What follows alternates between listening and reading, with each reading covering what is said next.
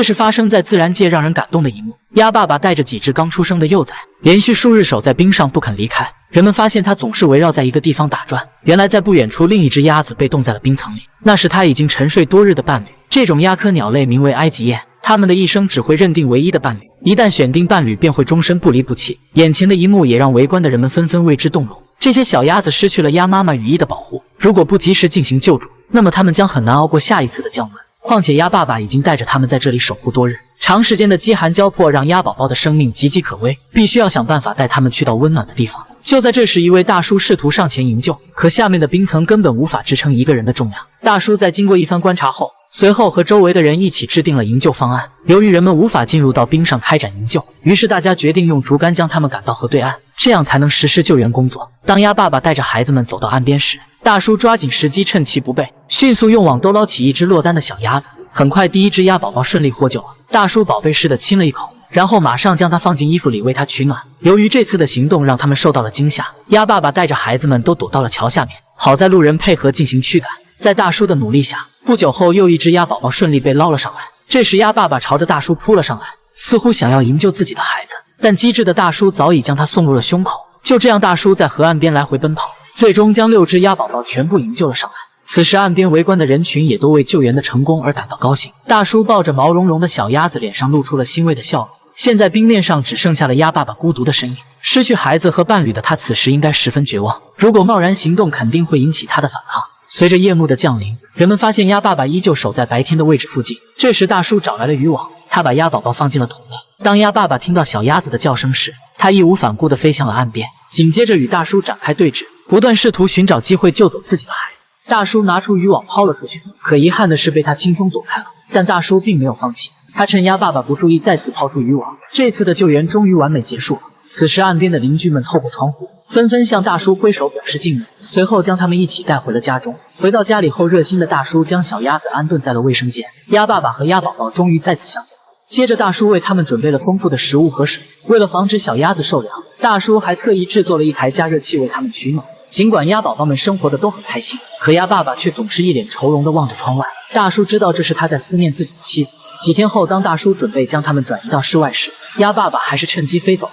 看着他逐渐远去的背影，大叔不仅长舒了一口气。他知道每个生灵都有自己的选择，对于鸭爸爸来说，他要去守护自己的妻子，这是他的心愿和归宿。这只小熊猫看着福宝一家陷入了沉思。作为他们的老邻居，小熊猫无论如何都想不明白，为啥同样是熊猫，可待遇却相差了10万8千里。原来这只看起来酷似浣熊的小熊猫名为小西，它亲眼目睹了乐宝和爱宝相识相爱的全过程，并且还见证了小福宝的出生，这让小西的心灵备受打击。因为自从住进爱宝乐园后，他已经单身5年了。看着老邻居已经成家立业，事业有成，而自己还是一只孤独的小熊猫，想到这里，他变得更加抑郁了。小西也经常恳求饲养员给自己介绍个女朋友，但饲养员也很无奈，毕竟小熊猫属于濒危物种，想找个合适的还真不是件容易的事儿。见小家伙日渐消瘦的模样，饲养员特意准备了一盘水果，打算安慰一下小西。可此时的小熊猫对食物完全提不起兴趣，它爬到树上，不断擦拭着眼角流下的泪水，内心的悲伤不言而喻。饲养员不忍心见它这样一直孤独下去，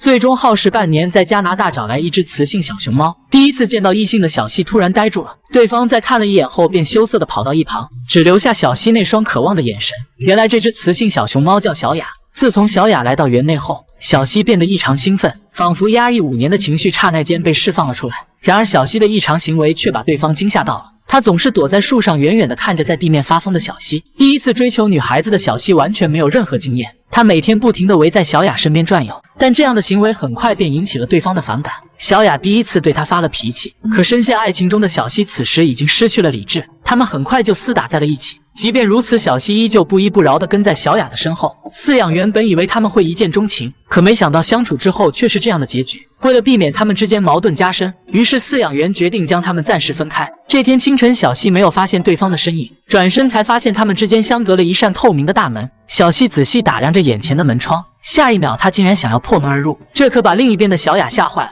他躲到角落里默默观察着，生怕对方闯了进来。为了结束小西单身5年的生活，贴心的饲养员只好让他们再次尝试相处。最终这对小熊猫能否有情人终成眷属呢？不久之后，饲养员为他们在树上定制了一套豪华大别墅。有了房子后，小雅对小西的态度逐渐发生了改变。在她坚持不懈的追求下，最终小雅也慢慢接受了小西。两只小熊猫从此过上了没羞没臊的幸福生活。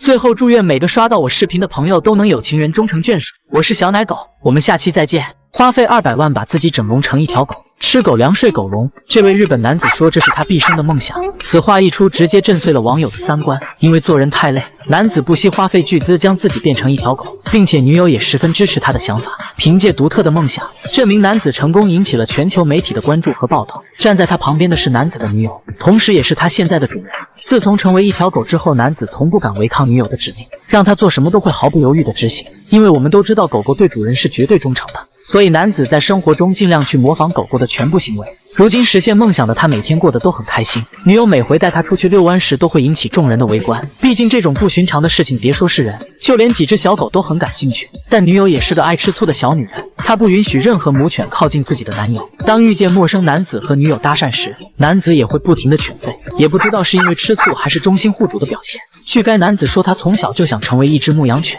为了让自己完全适应狗狗的生活，他现在每天都睡在狗笼里，并且平时都是用4肢来走路。除了模仿狗狗的动作习惯，他甚至过上了顿顿狗粮的幸福生活，而且一定要用狗盆他才肯去吃。每次看见女友端来狗粮，他都会发出嘤嘤嘤的叫声，高兴的在地上打滚。有时候男子还会故意将狗盆打翻，而原因只有一个，那就是小狗也会这样做。由于刚从人转变成动物，刚开始男子还很羞涩，他想和主人出去遛弯，还怕大家嘲笑自己。当得知狗狗的想法后，女友先是在家里进行训练，然后不断鼓励他走出家门。最终在女友多次的鼓舞下，他终于勇敢地踏出了家门口。